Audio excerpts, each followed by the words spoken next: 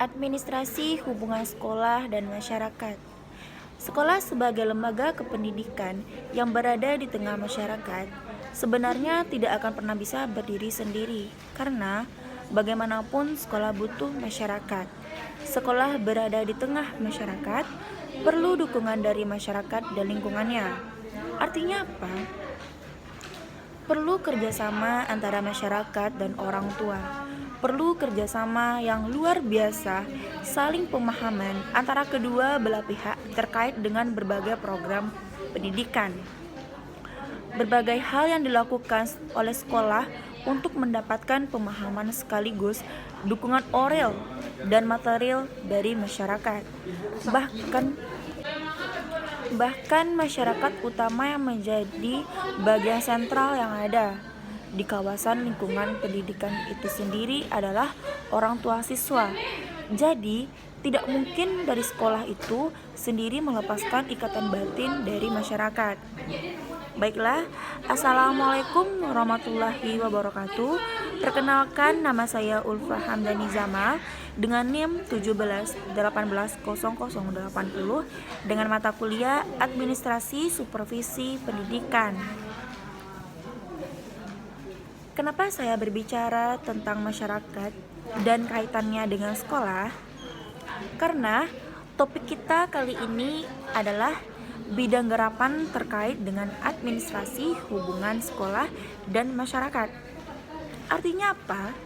Sekolah tidak bisa berdiri sendiri, membuat program itu sendiri, melakukan serta menganalisis apa sekolah itu bisa berdiri sendiri tanpa bentuk support dan dukungan dari masyarakat. Dan ini akan kita analisis lebih jauh bagaimana sebenarnya bentuk dari kerjasama, kenapa kerjasama itu perlu atau penting, kaitan antara sekolah dengan masyarakat sebagai salah satu bidang garapan dalam administrasi pendidikan. Nah, kita coba lihat pengertian atau definisi dari manajemen Husemas atau hubungan sekolah dan masyarakat. Ini merupakan kegiatan manajemen, kegiatan pengelolaan dalam menciptakan hubungan kedua belah pihak antara sekolah dan masyarakat. Namun juga hubungan antara dua bagian. Muncul satu pengertian yang sama hubungannya, tentu saja hubungan yang baik dan harmonis antara masyarakat dan sekolah, sehingga kedua belah pihak memiliki pandangan ketika satu pihak membuat suatu program dan pihak lainnya memahami tidak hanya bentuk moral tetapi kadang-kadang dukungannya moral. Konsep ini yang sebenarnya harus diluruskan dalam pelaksanaan kegiatan proses pendidikan. Setiap satuan pendidikan yang ada di sekolah maupun di perguruan tinggi ada kerjasama yang didesain, yang direncanakan oleh sekolah sebagai lembaga yang berada di tengah-tengah masyarakat. Mengikut sertakan mereka dalam setiap kebijakan dalam berbagai hal yang dilakukan sebenarnya butuh dukungan support dari mereka. Yang namanya pendidikan adalah ibarat tiga tuku sejarangan, yang artinya adalah ada tiga belah pihak, yaitu ada sekolah, anak, dan masyarakat. Kemudian masyarakat ini ada orang tua, pada umumnya dunia kerja, dan siapapun yang ada di lingkungan sekolah dan lembaga kependidikan. Kita akan lihat lebih jauh tentang Husemas ini, hubungan sekolah dan masyarakat. Sekarang muncul di pikiran kita, kalau memang ada administrasi sekolah dan masyarakat, hubungan sekolah dan masyarakat didesain secara sadar, dikelola secara lembaga sekolah satuan pendidikan, berarti memiliki tujuannya yang jelas. Nah, kita lihat dari tujuannya. Yang pertama itu tujuannya yang dilakukan hubungan sekolah dan masyarakat adalah untuk mengembangkan tingkat kepemahaman dan pengertian tentang tujuan pendidikan yang ada di sekolah. Kalau di sekolah ada guru, kepala sekolah, pegawai yang bisa memahami ini, anak juga bisa memahami ini. Tetapi orang tua yang sebagai masyarakat, dimana ketika waktu anak pulang sekolah lebih banyak waktu, dimana ketika anak-anak menghabiskan waktu di rumah, ada tuntutan ketika pemahaman yang sama, ketiga belah pihak saling mengingatkan, saling menginteraksi proses kependidikan itu untuk si anak. Jadi mereka terlibat secara batin. Kemudian orang tua misalnya nih, orang tua sebagai masyarakat, ketika orang tua tidak memahami tentang kependidikan itu sendiri, ketika orang tua tidak mengerti setiap program yang diberikan kepada anak yang ada di sekolah, yang notabene untuk membangun rehabilitas kemampuan skill si anak, barangkali akan terjadi penolakan. Tapi ketika orang tua paham, mereka akan ikut serta untuk membantu proses pendidikan ketika si anak ada di rumah, ketika si anak tidak ada di sekolah. Bahkan dukungan moral,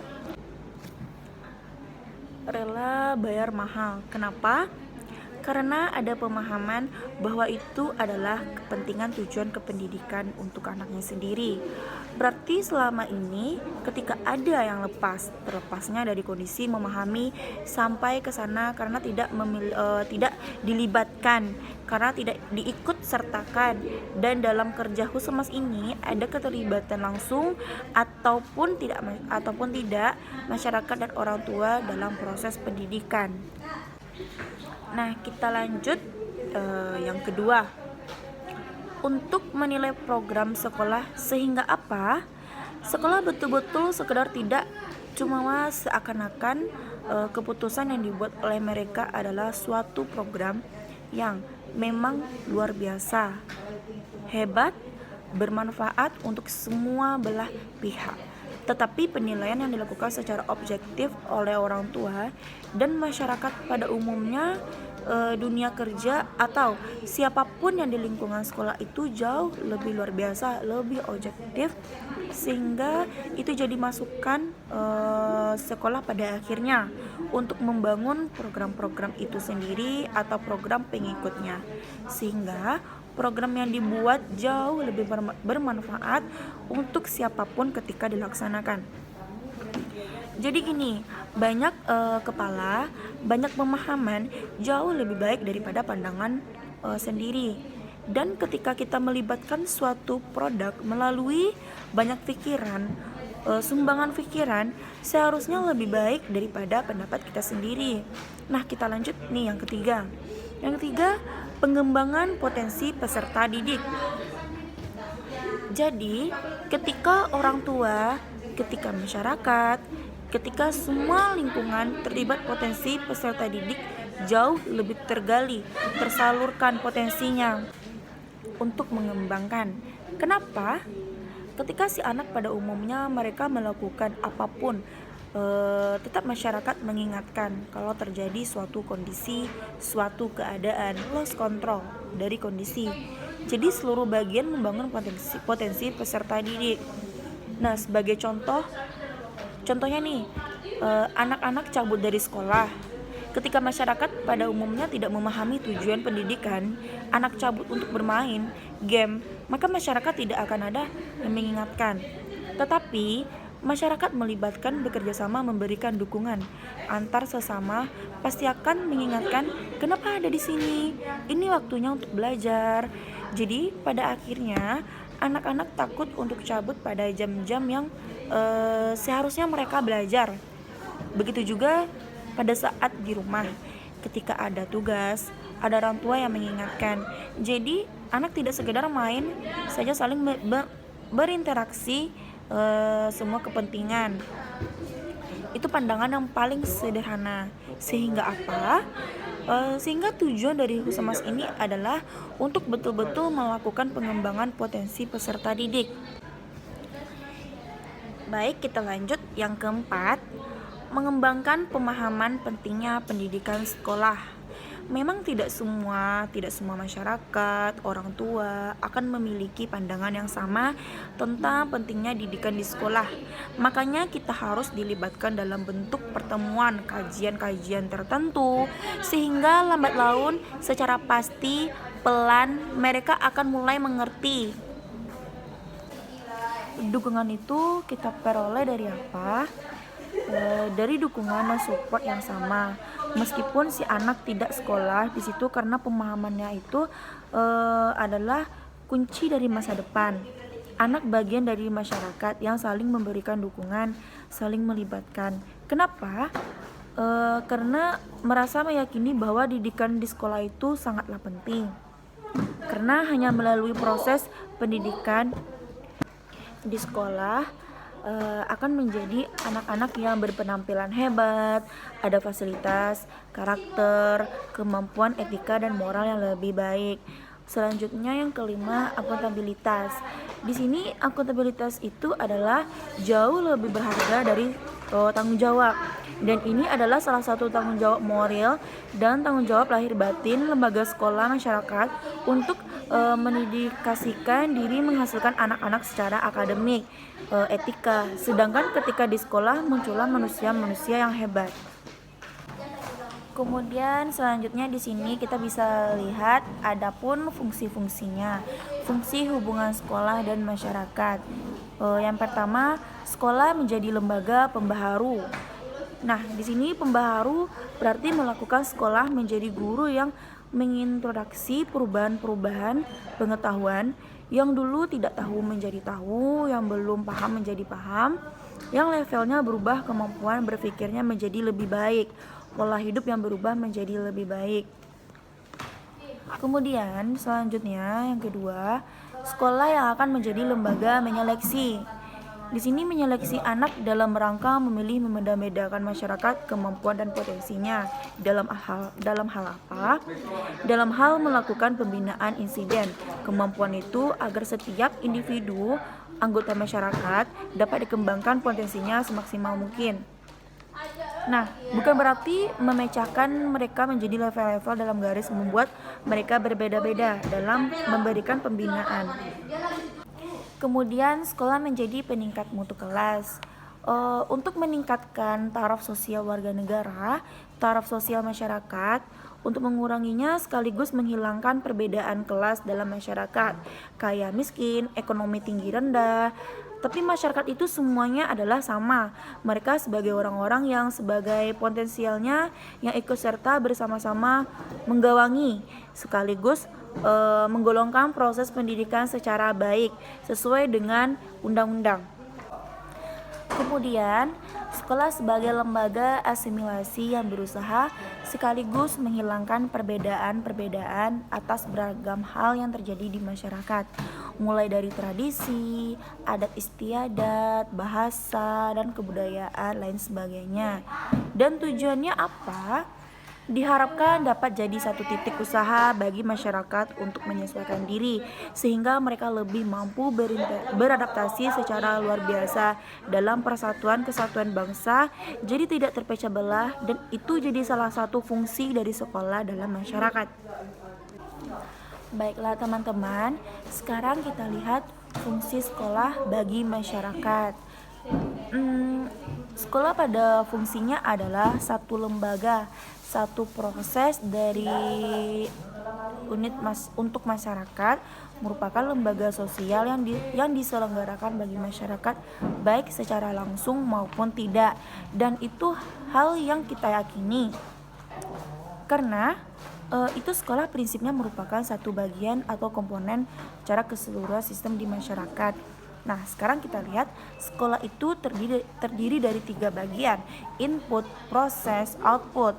Nah, dilihat dari input itu siapa?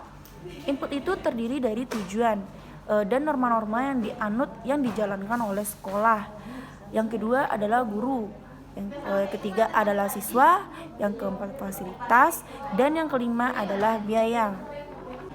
Jadi, semuanya itu menjadi input di sekolah. Sementara di sekolah itu sendiri adalah proses dari semua godok proses pembelajaran semua periode tertentu. Jadi, semua input itu akan digabungkan melalui proses yang panjang, pada akhirnya melahirkan output. Kemudian, output itu adalah lulusan untuk membangun masyarakat, menjadikan manusia-manusia yang sesungguhnya. Nah, dalam keseluruhan sistem itu, masyarakat diartikan sebagai apa atau fungsinya sebagai apa? Baiklah, akan kita uraikan. Yang pertama, masyarakat berfungsi sebagai sumber. Bagaimana harapan masyarakat terhadap sekolah dan menyediakan peserta didik, guru, sarana dan prasarana atau penyelenggaraan sekolah. Yang kedua, masyarakat itu berfungsi juga sebagai konsumen. Kemudian masyarakat menjadi konsumen itu dari didikan sekolah yang menerima kembali dan menyediakan lapangan bagi yang lulusan bekerja di masyarakat. Selanjutnya yang ketiga, peserta didik terus-menerus mengikuti proses pendidikan sekolah. Itu artinya apa? Masyarakat berfungsi sebagai peserta. Maka tidak bisa dilepaskan ada fungsi dalam pendidikan sekolah. Baiklah, kita lanjutkan untuk pembahasan ini, yaitu unsur-unsur kegiatan pengelolaan dari masyarakat. Yang pertama ada sebagai pusat pendidikan formal. Sekolah emang terlahir dari pemikiran efisiensi bagi masyarakat secara umum. Itu artinya apa? Bahwa sekolah jadi pusat pendidikan formal. Itu merupakan perangkat masyarakat yang diserahi kewajiban dari proses pembelajaran yang tujuannya merubah paradigma akademik, skill, moral, dari segala hal dari manusia yang kita sebut sebagai peserta didik sesuai dengan amanah undang-undang. Kemudian yang kedua, orang tua siswa. Nah, di sini hubungan sekolah dengan orang tua siswa itu tidak bisa dilepaskan. Oleh karenanya, hubungan antara dua orang ini bentuk hubungan yang konstruktif. Dalam program sekolah, hubungan yang saling timbal balik, yang secara langsung sebenarnya saling memberikan impact. Nah, hubungan keduanya seharusnya dibimbing dan saling membimbing. Ini merupakan tugas si kepala sekolah, bagaimana mendesain kerjasama terbentuknya kerjasama bahwa orang tua memiliki keterlibatan dalam kegiatan pendidikan dan membangun sekolah termasuk peserta didiknya. Kemudian yang ketiga, siswa dan guru. Siswa merupakan unsur sekolah pertama yang sangat penting. Begitu juga dengan guru yang menjadi ujung tombak sekaligus mesin yang akan merubah menjadikan anak peserta didik menjadi manusia yang sebenarnya. Peserta didik yang berasal dari lingkungan masyarakat dan itu pasti dari keluarga yang memperoleh ilmu pengetahuan dari sekolah dengan perantara si guru. Melalui guru ini, siswa akan merubah pemikirannya, bertambahnya skill menjadi hebat, kemampuannya yang lain terkait menjadi manusia yang sesungguhnya, sehingga nanti di masyarakat ketika lulus menjadi orang-orang yang lebih bermanfaat. Dan selanjutnya kita lihat dari segi manajemennya dari sekolah itu sendiri. Manfaatnya apa? Ada beberapa manfaat. Yang pertama, penentuan sumber dan kebutuhan belajar dengan terjalinnya hubungan baik dari masyarakat dan sekolah. Akan ada sumber-sumber pembelajaran. Kenapa? Karena paradigmanya berdua, masukan-masukan dari konsumen dan sekolah sebagai penyelenggara, sehingga kedua belah pihak memberikan paradigma yang sama, saling memberikan konstruktif. Yang selanjutnya kedua, tersedianya tempat-tempat pengembangan proses pendidikan. Yang ketiga, penggunaan sarana dan prasarana. Nah, yang keempat, sumber daya. Artinya di sini sekolah tidak akan bisa berdiri sendiri tanpa ada support, dukungan pada program. Bagaimana dengan tekniknya? Pengelolaan Husemas atau hubungan sekolah dan masyarakat ini sebenarnya ada dua perantara, masyarakat dan sekolah. Berdekatan, saling support dan saling memberikan dukungan satu sama lain. sehingga ada teknik khusus bagaimana proses menjadikan mereka saling berhadapan untuk membangun proses pendidikan sekolah jadi besar yang manfaatnya untuk anak si peserta didik yang notabene berasal dari masyarakat. Nah, apa saja tekniknya sendiri digunakan pada yang tanpa kita sadari itu? Eh, yang pertama, melapor kepada orang tua, artinya transparan dari apa yang terjadi di sekolah, apa yang kita alami di sekolah, apa yang kegiatan di sekolah, perkembangan anak, dan berbagai macam hal lainnya. Yang kedua, buletin sekolah. Yang ketiga, surat kabar. Kemudian event-event yang sekolah yang tidak hanya sebatas pameran saja. Artinya itu orang tua diperbolehkan mengetahui proses pembelajaran yang terjadi. Kadang-kadang apa yang terjadi di masyarakat kita tidak pernah bisa tebak pengaruhnya kepada si anak. Makanya adanya kunjungan antara orang tua dengan guru-guru, penjelasan dari staf lain merupakan teknik lain juga. Kemudian teknik lainnya bisa digunakan dengan chat grup kelas atau memantau si anak dari sistem komunikasi seperti WhatsApp, chattingan. Melalui itu bisa terbentuknya antara sekolah dengan masyarakat. Paling tidak memikirkan hal-hal yang lebih teknisis. Ini tidak hanya sebagai wacana saja, tidak hanya tulisan sebatas di atas kertas, tetapi benar-benar dilakukan dan adanya manfaat. Sehingga setiap program yang dihasilkan masyarakat dan orang tua, kemudian mereka menjadikan support system atas program dan kegiatan di sekolah untuk peserta didik. Nah, baiklah, itulah materi yang dapat saya sampaikan. Apabila ada kata-kata yang salah atau ada yang tidak tepat, mohon dimaafkan. Wabillahi taufik wal hidayah. Wassalamualaikum warahmatullahi wabarakatuh.